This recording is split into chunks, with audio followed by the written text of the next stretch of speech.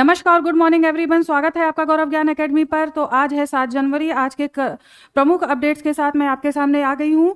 देखिए, स्टार्ट करने से पहले चैनल पर अगर नए हैं तो प्लीज़ चैनल को सब्सक्राइब कर लीजिए और गौरव ज्ञान एकेडमी की तरफ से रोज़ सीखे रोज़ बढ़े करंट अफेयर्स के साथ आगे बढ़ते रहिए, ठीक है। तो चलिए स्टार्ट करते हैं। देखते हैं आज का पहला क्वेश्चन क्या है। भारत को किस अवधि के लिए संयुक्त राष्ट्र के आर्थिक और सामाजिक परिषद का सदस्य चुना गया है, ठीक है। तो ये 2026 से 28 तक संयुक्त राष्ट्र के आर्थिक और सामाजिक परिषद का सदस्य चुना गया है। देखिए, जो इसकी स्थापना की गई थी वो संयुक्त राष्ट्र चार्टर के अंतर्गत ही 1945 में इसकी स्थापना की गई थी, ठीक है। आइए नेक्स्ट क्वेश्चन देखते हैं। भारतीय नौसेना INS अरनाला को कब शामिल करने जा रही है, ठीक है। तो ये डेट है 18 जून 2025। ये इसका जो अनावरण होगा अरनाला का वो देखिए विशाखापट्टनम में होगा। आपको ये ध्यान रखना है, विशाखापट्टनम में होगा। इसके साथ ही साथ इसमें आपके CDS अनिल चौहान भाग लेंगे या अनिल चौहान के द्वारा ही ये अनावरण किया जाएगा, ठीक है।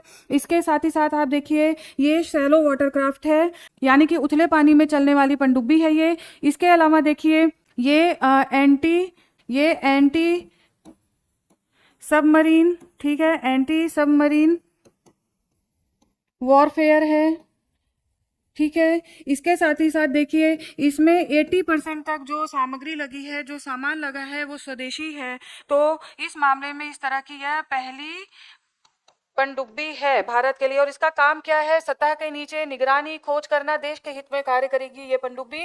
तो ये भारतीय नौसेना के लिए और हमारे देश के लिए बहुत बड़ा दिन है। इसके अलावा देखिए इसका अरनाला नाम क्यों रखा गया?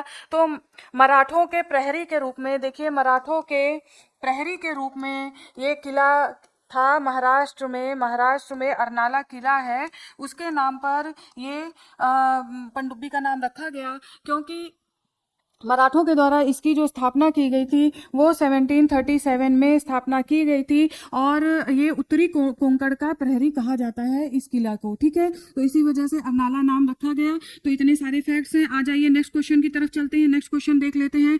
हाल ही में पारदर्शी वक्फ संपत्ति प्रबंधन के लिए कौन सा पोर्टल लॉन्च किया गया है, ठीक है। तो यहाँ पर देख लीजिए जो पोर्टल का नाम है वो है उम्मीद पोर्टल, क्योंकि ये पोर्टल केंद्रीय अल्पसंख्यक मंत्री किरण रिजिजू ने लॉन्च किया।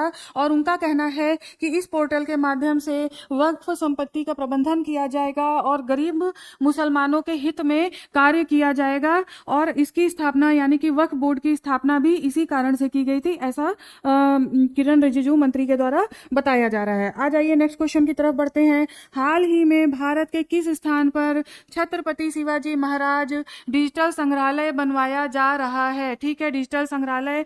तो देखिए यहाँ पर राइट आंसर आपका गोवा होगा। गलती से भी महाराष्ट्र मत कराइएगा, क्योंकि जो साझा संस्कृति महाराष्ट्र और गोवा दोनों की साझा संस्कृति है, काफ़ी हद तक दोनों की मिलती जुलती संस्कृति है, लेकिन हमारा जो ध्यान है वो गोवा के नाम पे केवल बीचेस पर और बहुत सारे मतलब घूमने के नाम पर हमें गोवा याद आता है, लेकिन इसके अलावा भी बहुत सारी चीज़ें हैं। तो देख ली डिजिटल संग्रहालय बनवाया जा रहा है गोवा में, ठीक है। आगे देखते हैं। आ जाइए नेक्स्ट क्वेश्चन पर आ जाइए।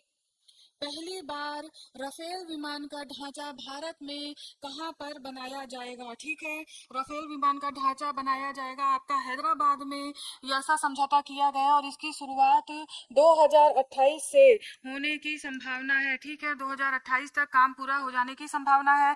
राफेल विमान फ्रांस की के द्वारा भारत को निर्यात किया जाता था, ठीक है ना। फ्रांस की जो कंपनी है उसका नाम है दासो, ठीक है, दासो एविएशन। और भारत का है टाटा एडवांस लिमिटेड करके कंपनी है, ठीक है ना। भारत की जो है वो है Tata advanced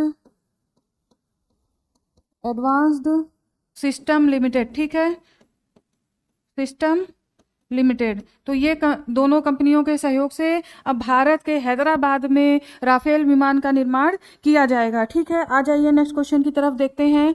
e governance model अपनाकर नागरिकों तक सेवाओं को पहुंचाने में सक्षम पंचायत का पहला पुरस्कार किसे प्राप्त हुआ है, ठीक है। तो पहला पुरस्कार महाराष्ट्र को प्राप्त हुआ है। तो पंचायत पुरस्कार है तो हमें गांव का नाम भी जानना चाहिए। महाराष्ट्र के धुले जिले में, ठीक है, धुले जिले का एक गांव है, धुले जिले का गांव है जिसे पंचायत पुरस्कार मिला है। रोहिणी पंचायत, ठीक है, रोहिणी पंचायत, ठीक है, रोहिणी पंचायत। इसे और ये आदिवासी बाहुल एरिया है, ठीक है। इस पंचायत को पहला पंचायत पुरस्कार फर्स्ट पोजीशन पर मिला है। और देखिए ये जो किसके द्वारा ये किया जा रहा है, तो ये पंचायती राज मंत्रालय, ठीक है ना, पंचायती राज मंत्रालय के साथ साथ, पंचायती राज मंत्रालय के साथ साथ ये प्रशासनिक सुधार, प्रशासनिक सुधार लोक शिकायत विभाग, ठीक है, प्रशासनिक सुधार लोक शिकायत विभाग, ठीक है,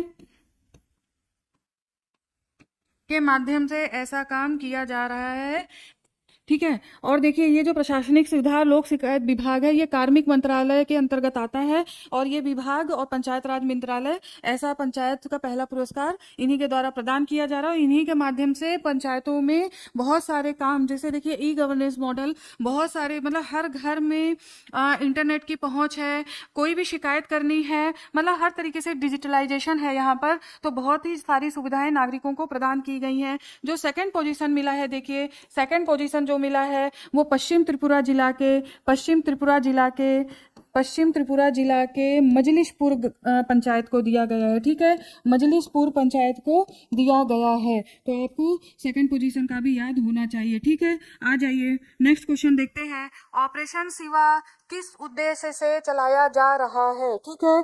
तो ऑपरेशन शिवा अमरनाथ यात्रियों की सुरक्षा सुनिश्चित करने के लिए, अभी देखिए पाकिस्तान के द्वारा जो भी पहलगाम में जो भी हुआ, उसके कारण सरकार ने कई सारे सिक्योरिटीज को अपनाया है कश्मीर में, ताकि वहाँ पे जो नागरिक हैं उनको कोई परेशानी का सामना ना करना पड़े, उसी के चलते ये कदम उठाया गया है। देखिए नेक्स्ट क्वेश्चन आ जाइए। किस राज्य में पूर्व प्रधानमंत्री अटल जी के जन्म शताब्दी समारोह में प्रदेश में किसान मेले का आयोजन किया जाएगा, ठीक है, किसान मेलों का आयोजन तो ये मध्य प्रदेश में किया जाएगा, इसको आप ध्यान रखिए। और ये जन्म शताब्दी मनाई जाएगी अटल बिहारी वाजपेयी की, ठीक है। आ जाइए नेक्स्ट आ जाइए।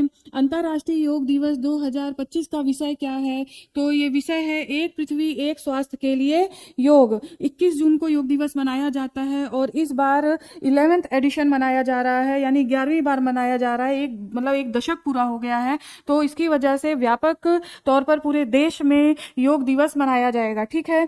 आ जाइए नेक्स्ट क्वेश्चन देखते हैं। ग्लोबल टेररिज्म इंडेक्स 2025 के अनुसार सबसे अधिक प्रभावित देश कौन सा है, ठीक है। तो ये देश का नाम है बुर्किना फासो। ज्ञानवीरों याद रखिएगा, अगर आप ये नहीं पढ़ेंगे तो आप ये क्वेश्चन हो सकता है गलत कराएं। नेक्स्ट क्वेश्चन देखिए। एशिया की सबसे बड़ी ईस्ट फैक्ट्री कहाँ पर बनाई जा रही है, ठीक है। तो ये ईस्ट फैक्ट्री आपके उत्तर प्रदेश में और पीलीभीत जिले में बनाई जा रही है, ठीक है, उत्तर प्रदेश के पीलीभीत जिले में बनाई जा रही है। नेक्स्ट क्वेश्चन देख लीजिए। हाल ही में प्रवाह पोर्टल निम्नलिखित में से किसके द्वारा जारी किया गया, ठीक है। तो ये आरबीआई के द्वारा जारी किया गया। और प्रवाह पोर्टल इसलिए जारी किया गया ताकि जो खुदरा रिटेलर्स हैं, ठीक है, खुदरा रिटेलर्स हैं, उनके द्वारा डायरेक्ट जो गवर्नमेंट सिक्योरिटीज हैं उनको खरीदा जा सके, उनकी पहुंच को आसानी बनाया जा सके। इस वजह से ये प्रवाह पोर्टल को लॉन्च किया गया आरबीआई के द्वारा। अब देख लीजिए कुछ अन्य महत्वपूर्ण तथ्य, देखिए ये भी कम इंपॉर्टेंट नहीं है। देखिए होटल एवं आतिथ्य क्षेत्र के बारे में सही जानकारी देगा तो ये है AI नमस्ते, ठीक है। ये पूछा जा सकता है कि AI नमस्ते किसके लिए प्रयोग किया जाता है, तो आपको इसे याद होना चाहिए। अब बताइए, ये देखिए ऑडी के ब्रांड एम्बेसडर बने ओलंपिक विनर नीरज चोपड़ा, ठीक है, नीरज चोपड़ा। आप नीरज चोपड़ा के बारे में मुझे बताइए, इनकी क्या क्या उपलब्धियां हैं, ठीक है, तो इनके बारे में जरूर बताइए और ये किस खेल से संबंधित है, ठीक है। आप इसको मुझे कमेंट बॉक्स में कमेंट करके बताइए। आ जाइए नेक्स्ट क्वेश्चन नेक्स्ट देखिए। प्रधानमंत्री को कनाडा के प्रधानमंत्री श्री मार्क कार्नी से कनाडा में G7 शिखर सम्मेलन के लिए आमंत्रण मिला है। देखिए अभी न्यूज़ में आया था कि कनाडा की तरफ से भारत को आमंत्रित नहीं किया गया है, जिसकी वजह से प्रधानमंत्री भाग नहीं लेंगे, लेकिन कल फिर न्यूज़पेपर में ऐसा आया है कि कनाडा की तरफ से निमंत्रण मिला है और प्रधानमंत्री इसमें भाग लेंगे। देखिए ये जो G7 शिखर सम्मेलन है वो 51, ठीक है ना, 51th एडिशन मनाया जा रहा है। तो वहाँ कनाडा में और अल्बर्टा नामक स्थान पर, ये मेनली लोकेलिटीज है वहाँ की, कनान सकीस, ठीक है, कनान सकीस ये स्थान है, तो इसे भी आप ध्यान रखिए। चलिए तो आज यहीं तक, फिर आपके सामने कल उपस्थित होती हूँ कुछ नए अपडेट्स के साथ। धन्यवाद, आपका दिन शुभ हो।